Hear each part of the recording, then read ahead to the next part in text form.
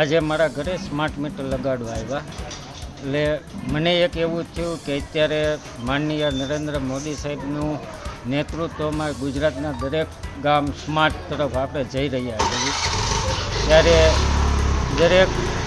ત્યારે વીજળી એ માણસની પહેલી જરૂરિયાત છે અને હાલ આપણે જોઈશું કે આપણે દિવસે દિવસે સ્માર્ટ ટેકનોલોજીનો ઉપયોગ કરીને સ્માર્ટ મોબાઈલ આવ્યા છે, સ્માર્ટ આપણે વર્ક પેટર્ન અપનાવી છે, આજે આપણે સ્માર્ટ સિટી તરફ આગળ વધી રહ્યા છે, ત્યારે આ સ્માર્ટ મીટર દરેકના ઘરે હોવું એ જરૂરી છે. કારણ કે જો સ્માર્ટ મીટર હશે તો વીજ માળખાની અંદર જરૂરી વીજ કંપની ફેરફાર કરી શકશે. કારણ કે હવે દિવસે દિવસે વીજ માંગ વધતી જાય છે, એટલે વીજ માળખામાં પણ ફેરફાર કરવો અતિ આવશ્યક છે અને એ સ્માર્ટ મીટર થકી જ સંભવ છે.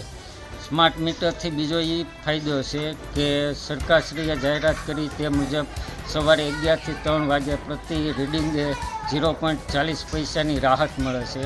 બીજું કે ઘણીવાર એવું થાય કે આપણે લાઇટ બિલ ભૂલી ગયા હોવી કે કદાચ સમયની વ્યસ્તતાએ ભરાણું ન હોય તો જે આપણને વ્યાજ એનું લાગે છે બાકી વીજ બિલમાં તે 15% જેવું વ્યાજની રકમ આપણે ભરવી નહીં પડે.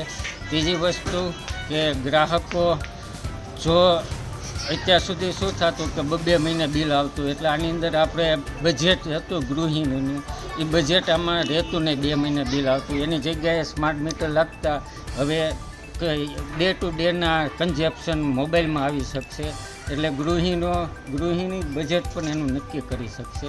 એટલે સ્માર્ટ મીટર ખૂબ જ આવશ્યક છે અને હું ગુજરાતની જનતાને એટલું કહેવા માગું છું કે આપણે ગુજરાત અત્યારે હરણફાળ પ્રગતિ કરી રહ્યું છે, ત્યારે સ્માર્ટ સિટીનો જો આપણે સંકલ્પ સિદ્ધ કરવો હોય તો સ્માર્ટ મીટર આપણે લગાડવું ખૂબ જરૂરી છે. અમારે એક કર્મચારી જે છે કાલિયાબેડ પેટા વિભાગીય કચેરીના જે તમે ઘર જોઈ શકો છો ત્યાં આજે સ્માર્ટ મીટર લગાડવાનો કાર્યક્રમ હતો, એટલે એક એને સ્માર્ટ મીટરને આવકારવા માટે એક સામયું એમના દીકરી દ્વારા કરવામાં આવ્યું, કંકુ ચોખા કરવામાં આવ્યા અને એવો સંદેશો આપવા માગીએ છીએ કે આ દરેકે અપનાવવા જેવું છે. જ્યારે આખું સમાજ, સોસાયટી, આપણો દેશ સ્માર્ટ રીતે કામ કરી રહ્યો છે તો સ્માર્ટ મીટર દરેકે ખુશી ખુશી અપનાવવું જ જોઈએ.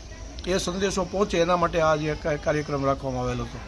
हमसे जुड़े रहने के लिए हमारे YouTube चैनल को सब्सक्राइब करें और नई वीडियो की नोटिफिकेशन के लिए बेल आइकॉन को दबाएं.